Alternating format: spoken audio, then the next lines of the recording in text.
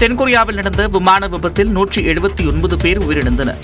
Thailand தலைநகர் பாங்காக்கிலிருந்து 175 பயணிகள் மற்றும் 6 பணியாளர்கள் என மொத்தம் 181 பேருடன் ஜிஜு நிறுவனத்திற்கு சொந்தமான போயிங் ரக விமானம் தென்கொரியாவின் முவாங் சர்வதேச விமான நிலையம் நோக்கி சென்று கொண்டிருந்தது. அப்போது கட்டுப்பாட்டை இழந்த விமானம் ஓடுபாதையை விட்டு விலகி சறுக்கியபடி சென்று விமான நிலையத்தின் சுவர் மீது மோதி விபத்துக்குள்ளானது.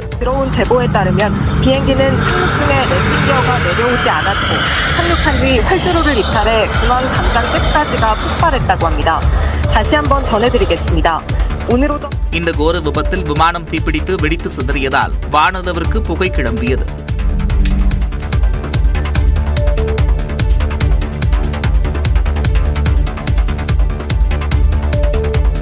இதில் விமான பணிப்பெண் மற்றும் பயணி ஒருவர் பாதுகாப்பாக மீட்கப்பட்டனர். விமான ஊழியர்கள் 5 பேர் உட்பட 179 பேர் உயிரிழந்தனர்.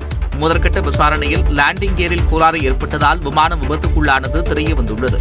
இந்நிலையில் தங்களது விமானம் விபத்துக்குள்ளான சம்பவத்திற்கு ஜிஜு விமான நிறுவனம் மன்னிப்பு கோரியுள்ளது.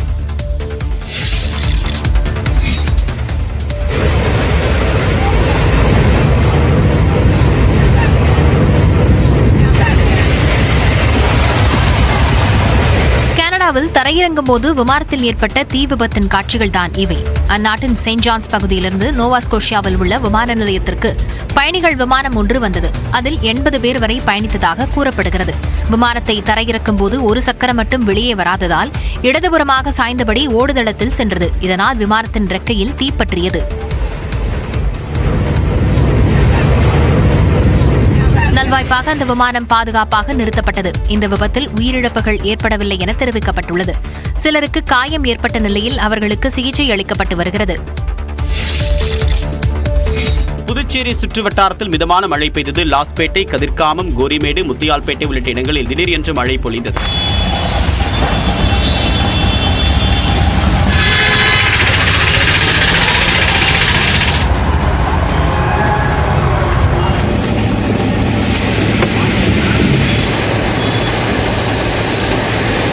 நாகை மாவட்டம் திருக்குவளை சுற்றுவட்டாரத்தில் கனமழை பெய்தது.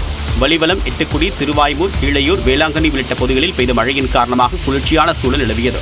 சம்பா சாகுபடி செய்யப்பட்டுள்ள நிலையில் திடீரென்று பெய்த மழையின் காரணமாக மகசூல் பாதிக்கப்படும் என்று விவசாயிகள் வேதனை தெரிவிக்கின்றனர்.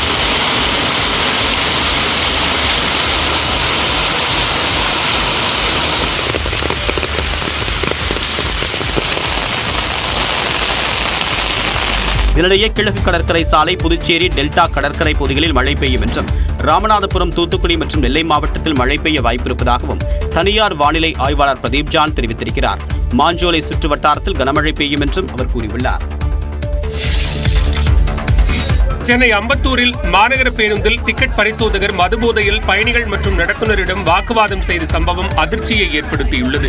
செங்குன்றத்திலிருந்து அம்பத்தூர் வழியாக தாம்பரம் செல்லும் சென்னை மாநகர பேருந்தில் மதுபோதையில் டிக்கெட் பரிசோதகர் பயணிகளிடம் சோதனை மேற்கொண்டார். அப்போது துர்நாற்றம் வந்ததாக பயணிகள் வாக்குவாதத்தில் ஈடுபட்டனர். மேலும் நடத்துனருக்கு மெமோ கொடுப்பேன் என டிக்கெட் பரிசோதகர் கூறியதால் இருவருக்கும் இடையே வாக்குவாதம் ஏற்பட்டது.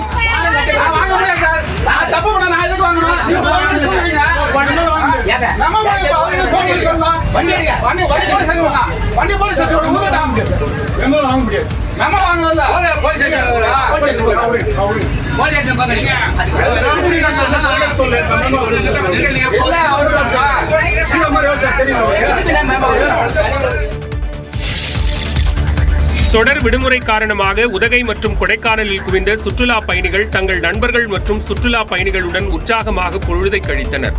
உதகையில் வழக்கத்தை விட சுற்றுலா பயணிகளின் வருகை அதிகரித்து காணப்பட்டது. தாவரவியல் பூங்கா, படகு இல்லம், ரோஜா பூங்கா ஆகிய இடங்களுக்கு சென்று சுற்றுலா பயணிகள் இயற்கை அழகை கண்டு ரசித்தனர். மேலும் குடும்பத்தினருடன் படகு சவாரி செய்து மகிழ்ந்தனர்.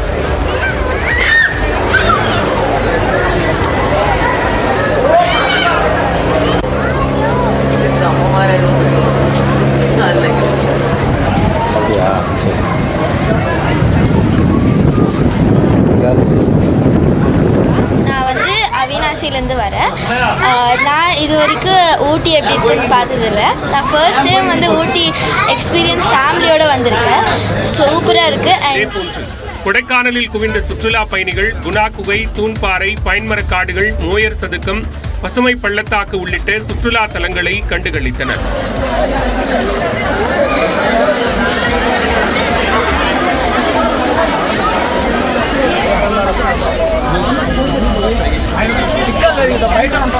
தொடர் விடுமுறை காரணமாக கொடைக்கானலில் குவிந்த சுற்றுலா பயணிகளால் மலைப்பகுதி சாலைகளில் கடும் போக்குவரத்து நெரிசலும் ஏற்பட்டது.